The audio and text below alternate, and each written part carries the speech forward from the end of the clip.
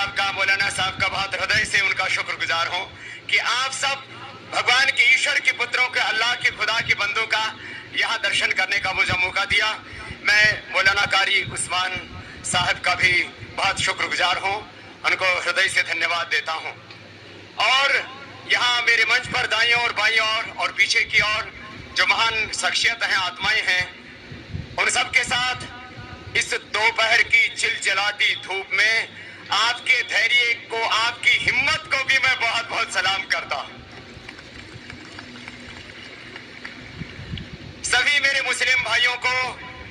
अस्सलाम वालेकुम और मेरा प्रणाम है, आपको नमस्ते है। और इसलिए कि मैं आपको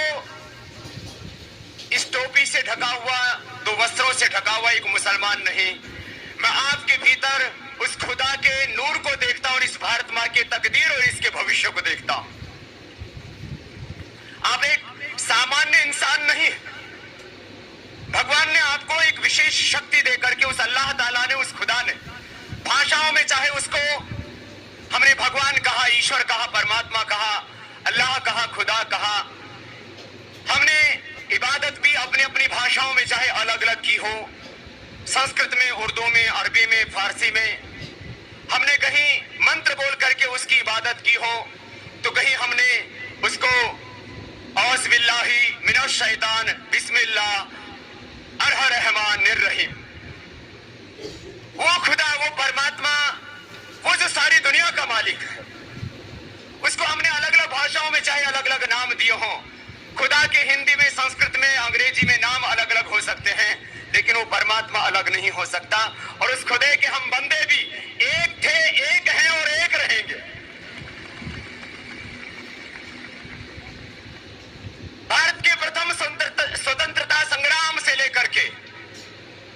बहादुर शाह जफर का वो सफर, बेगम हजरत महल,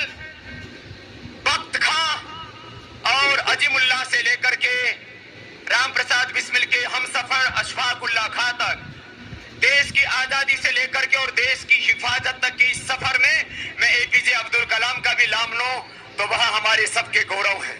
माने मुसलमानों ने इस देश की आजादी से लेकर के, इस देश की हिफाजत से लेकर के, इस देश की तरक्की में जो योगदान दिया है, उसको ये वतन कभी भुला नहीं सकता। और